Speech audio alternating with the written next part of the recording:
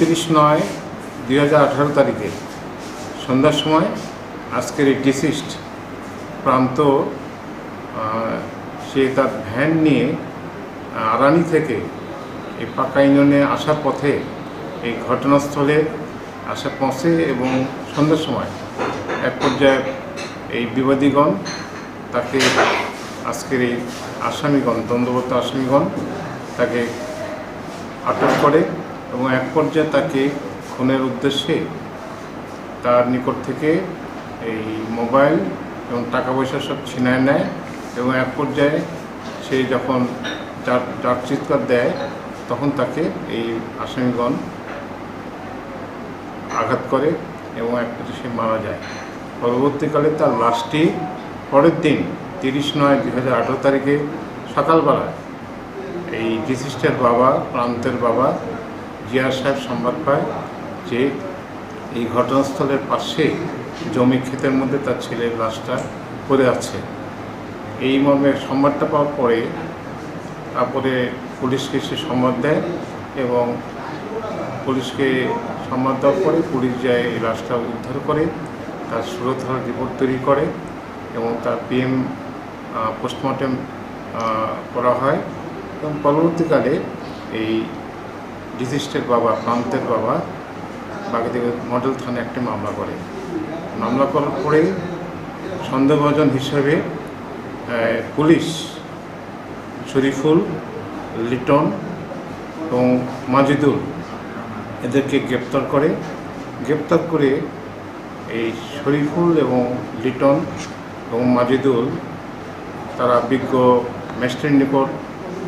164 করে অর্থাৎ স্বীকারোক্তিমূলক জবানবন্দি দেয়। এই জবানবন্দি দেওয়ার কারণে কারা কারা এই হত্যাকাণ্ডের সঙ্গে জড়িত ছিল এটা পুলিশের নিকট উদ্ঘাটন হয়। পরবর্তীকালে তদন্ত শেষে এই আসামিদের এই 3 জন আসামি শরীফুল, লিটন এবং মাজিদুল, মোহাম্মদ রানা এবং 5 নম্বর আসামি শওকত আলীর বিরুদ্ধে 302 এবং 34 ধারায় চার্জশিট দাখিল করা হয় এবং চার্জশিট দাখিল করার পরে বিজ্ঞ জজ কোর্টে বিচারের জন্য আসে এবং অতিরিক্ত জেলা দায়রা জজ বিচারক জনাব দেলোয়ার সাহেবের কোর্টে মামলাটি 17 জন সাক্ষীর জবানবন্দি এবং জেরা সম্পাদন হয় এবং এই জেরা শেষে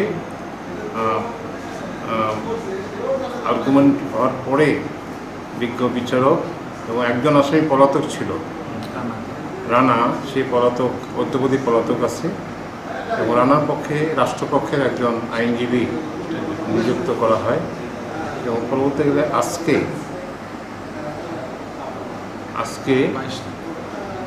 22/7/2026 তারিখে রায় ঘোষণা করা হয়। এই রায় ঘোষণাতে 4 জন আসামিকে এই 302 এবং 34 ধারায় যাবজ্জীবন কারাদণ্ড প্রদান করা হয় এবং এই 4 জন আসামি 354 এবং 34 ধারায় প্রত্যেকে 5 বছর সশ্রম কারাদণ্ড এবং 50,000 টাকা